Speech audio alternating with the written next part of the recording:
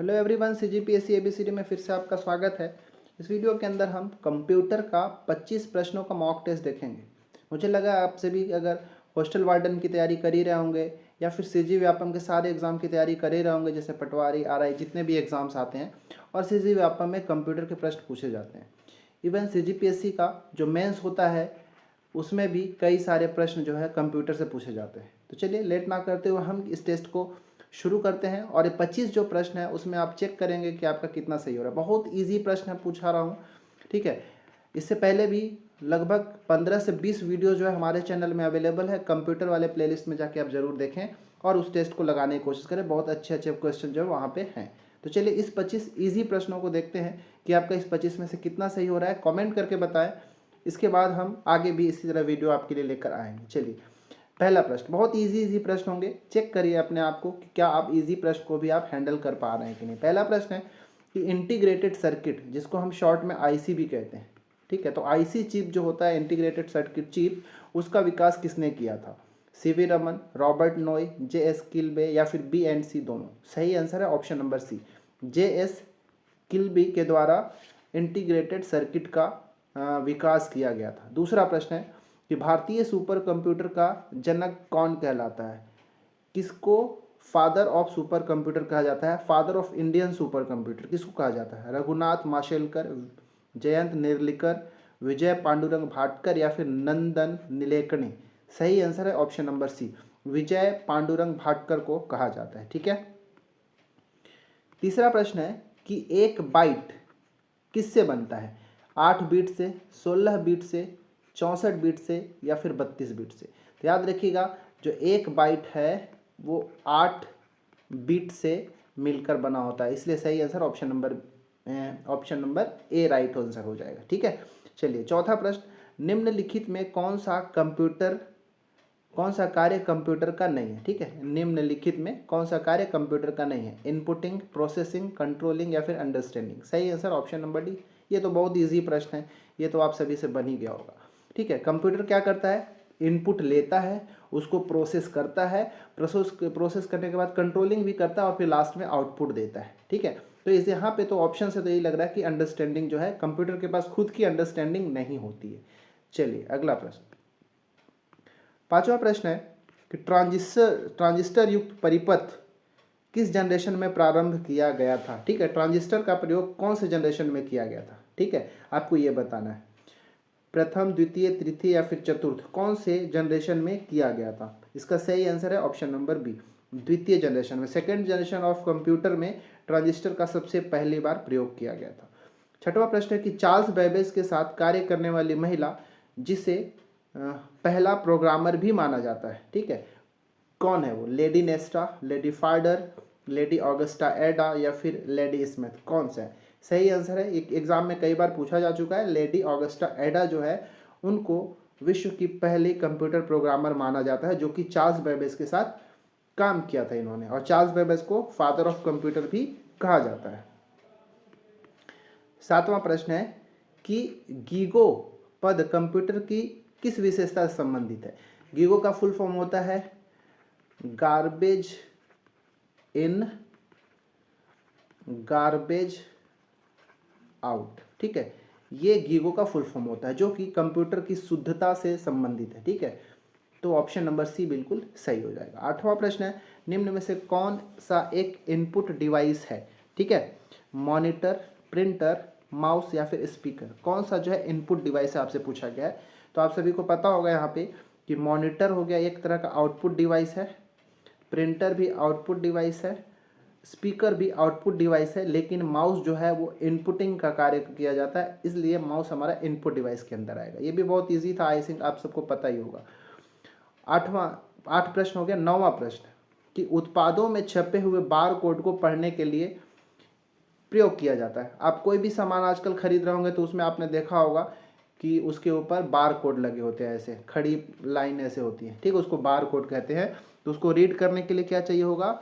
Bar code reader की जरूरत पड़ेगा। ऑप्शन नंबर ए बिल्कुल सही है, ठीक है। 10वां प्रश्न है, कंप्यूटर पर गेम खेलना आसान होता है, ठीक है, ऐसा कौन सा युक्ति होता है जिसके कारण कंप्यूटर पर आसानी से गेम खेला जा सकता है? माउस, कीबोर्ड, जॉयस्टिक या फिर पेन ड्राइव। ठीक है, पेन ड्राइव तो स्टोरेज डिवाइस है, होगा नहीं। माउस का प्रयोग करके भी हम छोटे छोटे गेम्स खेल लेते हैं, लेकिन उतना हमको सुविधा नहीं लगता। कीबोर्ड से भी कई बार से कुछ गेम्स खेले जाते हैं, लेकिन जॉयस्टिक जो है सबसे आसान बनाता है कंप्यूटर पर गेम खेलना। ठीक है, चलिए 11वां प्रश्न है कि निम्न में से कौन इमेज स्कैनर का प्रकार है। ठीक है, इमेज स्कैन करने के लिए स्कैनर होता है, किस तरह का यहाँ पे इसमें स्कैनर का प्रकार है, कौन सा है इसमें, flat held, flat led, flat bed या फिर कॉम्पैक्ट। सही आंसर है इसका option number C, flat bed. Flat bed जो है एक तरह का इमेज स्कैनर का काम, उसका जो इस तरह का एक फ्लैट सरफेस होता है यहाँ पे, ठीक है, ऊपर में ये वाला पोर्शन एकदम फ्लैट होता है, जिसके ऊपर इमेज वगैरह रख के उसको स्कैन किया जाता है, तो इसीलिए उसको फ्लैट बेड स्कैनर कहते हैं। ऑप्शन नंबर सी बिल्कुल सही है। 12वां प्रश्न है कि ट्रैक बॉल किस प्रकार का डिवाइस है, आउटपुट, प्रिंटिंग, इनपुट या स्टोरेज। इसका आंसर आई थिंक सबको पता होगा कि जो ट्रैक बॉल होता है, ट्रैक बॉल एक तरह का इनपुट डिवाइस है। ऑप्शन नंबर सी बिल्कुल इसका सही आंसर हो जाएगा। ठीक है, तो इसका answer option number C, input device है ट्रैक बॉल एक तरह का। ठीक है, चलिए 13वां प्रश्न। 13 नंबर पे प्रश्न है कि इंकजेट प्रिंटर के मूल रंगों के कार्ट्रिजों की संख्या कितनी होती है। ठीक है, जो इंकजेट प्रिंटर होता है, पहली बात तो उसमें कितने कार्ट्रिज होता है आपसे ये पूछा गया, तो उसमें या तो कार्ट्रिज 2 होता है या तो 4 होता है। ठीक है, तो इसका एक्चुअली में मेनली यहाँ पे 4 ही होता है। यहाँ पे हमारा जो है right answer option number C है, 4 है कि इंकजेट में 4 होते हैं। देखिए इंकजेट प्रिंटर में जो कलर यूज़ किए जाते हैं, ठीक है, वो 4 कलर कौन कौन से होते हैं, तो एक होता है ब्लैक, ठीक है, एक होता है सियान, तीसरा होता है मैजेंटा, और चौथा जो होता है, चौथा कौन सा कलर होता है, तो येलो। ये 4 कलर जो होते हैं इंकजेट प्रिंटर में मूल रंग के रूप में यूज होते हैं। ठीक है, और इसमें कार्ट्रिजों की संख्या 4। 14वां प्रश्न है कि प्रिंटर जिसमें प्रिंट हेड के प्रभाव के कारण कैरेक्टर प्रिंट होते हैं उसको क्या कहते हैं। देखिए प्रिंटर मेनली 2 तरह का होता है, एक होता है इम्पैक्ट प्रिंटर, दूसरा होता है नॉन इम्पैक्ट प्रिंटर। ठीक है, इम्पैक्ट प्रिंटर में क्या होता है, प्रिंटिंग हेड्स लगे होते हैं। इस प्रिंटिंग हेड्स की वजह से ही पेपर के ऊपर एक प्रेशर पड़ता है, दबाव पड़ता है, और वहाँ पे कैरेक्टर जो है उभर आते हैं। ठीक है, तो ये किस तरह के होते हैं, impact printer. Option number D सही है। ठीक है, और बाकी जो थे नॉन इम्पैक्ट प्रिंटर के उदाहरण थे। 15वां प्रश्न है कि निम्न में से कौन एक नॉन इम्पैक्ट प्रिंटर नहीं है। ठीक है, नॉन इम्पैक्ट प्रिंटर नहीं है, मतलब पूछा है कि इम्पैक्ट प्रिंटर इसमें से कौन सा है, डॉट मैट्रिक्स, थर्मल, इंकजेट या फिर लेजर प्रिंटर, कौन सा। ये जो डॉट मैट्रिक्स प्रिंटर है ऑप्शन नंबर ए, ये एक तरह का कैसा है, ये एक तरह का इम्पैक्ट प्रिंटर है। ठीक है, ठीक है, ये डॉट मैट्रिक्स प्रिंटर है, एक तरह का कैसा है, ये इम्पैक्ट प्रिंटर है, और बाकी ये 3 जो है ये नॉन इम्पैक्ट प्रिंटर है। ठीक है, याद रखिए, इसका आंसर ऑप्शन नंबर ए हो जाएगा। 16वां प्रश्न है कि सबसे अच्छी गुणवत्ता वाली ग्राफिक्स का उत्पादन किसके माध्यम से किया जाता है, लेजर प्रिंटर के द्वारा, डॉट मैट्रिक्स प्रिंटर के द्वारा, इंकजेट प्रिंटर के द्वारा या फिर प्लॉटर के द्वारा। ठीक है, जो प्लॉटर के द्वारा जो ग्राफिक्स का बनाया जाता है वो सबसे अच्छी क्वालिटी का होता है, इसीलिए ऑप्शन नंबर डी यहाँ पे राइट हो जाएगा। 17 नंबर का प्रश्न है कि कंप्यूटर सिस्टम को नियंत्रित करने वाला प्रोग्राम क्या कहलाता है। ठीक है, हार्डवेयर, कीबोर्ड, सॉफ्टवेयर या फिर माउस। देखिए हार्डवेयर, कीबोर्ड और ये माउस, ये सब जो क्या उसके हार्डवेयर है, कंप्यूटर के बॉडी का हार्डवेयर है। ठीक है, लेकिन ये सॉफ्टवेयर क्या होता है, सेट ऑफ प्रोग्राम्स होते हैं जिसके माध्यम से कंप्यूटर के सारे पार्ट्स को, या फिर कह लीजिए कंप्यूटर को कंट्रोल किया जाता है, नियंत्रित किया जाता है, अपने हिसाब से कंप्यूटर का यूज़ किया जाएगा। किसके माध्यम से, सॉफ्टवेयर के उपलब्धि के कारण, सॉफ्टवेयर के होने के कारण। ठीक है, 18वां प्रश्न है इंटरनेट पर जो ऑडियो वीडियो भेजने से पहले उसका क्या किया जाता है।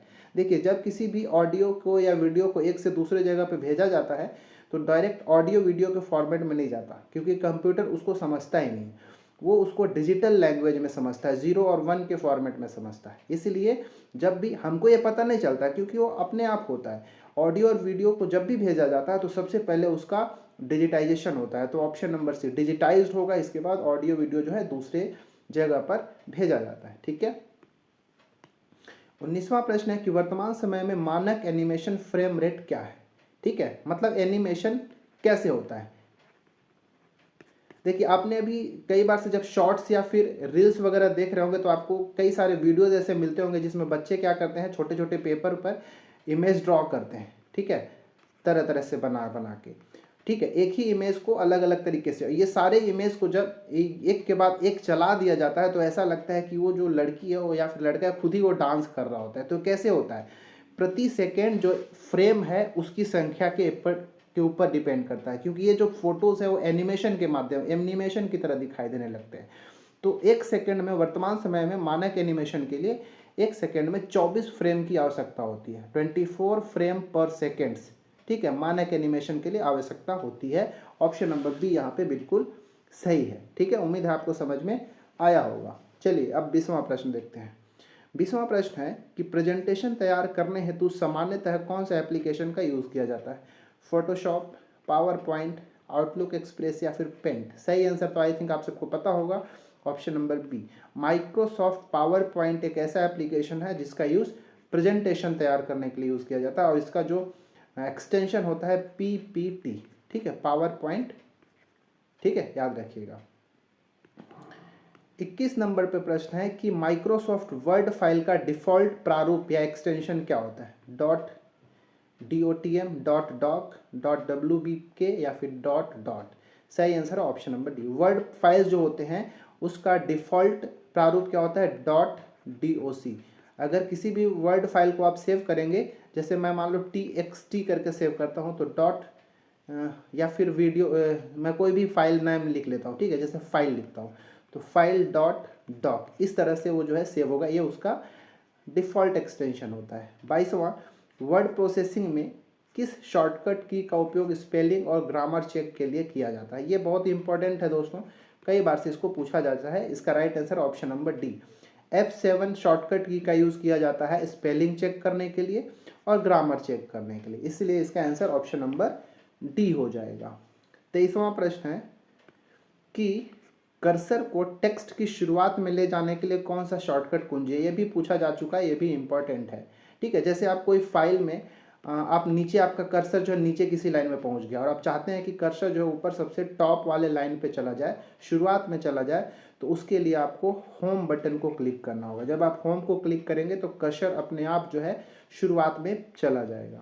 24वां प्रश्न है कि पावर पॉइंट प्रेजेंटेशन अर्थात PPT में नया फाइल बनाने के लिए शॉर्टकट क्या है, ठीक है। नया पेज अगर आप मान लो वहाँ पे डालना है या नया फाइल बनाना है तो आप क्या करेंगे, Ctrl+N प्रेस करेंगे, ठीक है, ये उसके लिए शॉर्टकट कुंजी, N फॉर न्यू। और इस मॉक टेस्ट का 25वां और आखिरी प्रश्न जो है आपके लिए कि निम्न में से कौन सा यूज़र को कंप्यूटर से इंटरेक्ट कराता है, command line interface, graphical user interface, a और बी दोनों या फिर उपरोक्त में से कोई नहीं। देखिए बात यह है कि पहले के जो कंप्यूटर होते थे उसमें कोई आइकॉन वगैरह कुछ होता नहीं था, ठीक है, क्योंकि उस तरह के विकास ही नहीं हुए थे। जैसे वर्तमान मोबाइल में भी अगर जाएंगे तो आपको व्हाट्सएप का ये आइकॉन मिलेगा, फेसबुक का आइकॉन मिलेगा, गेम वगैरह का, ये सब आइकॉन के फॉर्म में प्रेजेंट रहते हैं। उसको हम कहते हैं ग्राफिकल यूज़र इंटरफेस। पहले ऐसा कुछ नहीं होता था। कंप्यूटर के किसी भी पार्ट को, किसी भी स्टोरेज को एक्सेस करने के लिए बड़े बड़े लाइन लिखना होता था। तो पहले के समय में उसको यूँ कहते थे कमांड लाइन इंटरफेस, ठीक है, बड़े बड़े कमांड लिख के ही हम कंप्यूटर से इंटरेक्ट कर पाते थे। अब क्या है, ऐसे लाइन कमांड नहीं लिखना पड़ता, हम डायरेक्ट उसको आइकन को क्लिक करते हैं और हमारा प्रोग्राम जो है शुरू हो जाता है। तो आजकल ग्राफिकल यूज़र इंटरफेस GUI का यूज़ किया जाता है। तो पहले ये भी यूज़ होता था, अब ये यूज़ होता है। तो इन दोनों का प्रयोग किए जाने के कारण आंसर हमारा ऑप्शन नंबर सी बिल्कुल सही हो जाएगा, ए और बी दोनों, ठीक है। इस प्रकार हमने 25 प्रश्न जो है कंप्यूटर का देखा। 25 में से आपका कितना सही हुआ कमेंट करके जरूर बताएं। वीडियो अच्छा लगा, इस तरह के और वीडियो चाहिए तो लाइक करेंगे, नए हैं चैनल में तो सब्सक्राइब कर लीजिएगा इसी तरह वीडियो के लिए। बाकी टॉपिक्स का भी वीडियो जो हमारे प्लेलिस्ट में जाके आप देख सकते हैं, वो सब अपने हिसाब से आप देख लेना। मिलते हैं किसी और वीडियो में। इसमें इतना ही। आप हमारा टेलीग्राम चैनल भी ज्वाइन कर सकते हैं वीडियो के PDF के लिए। चलिए मिलते हैं अगले वीडियो में। इसमें इतना ही। धन्यवाद।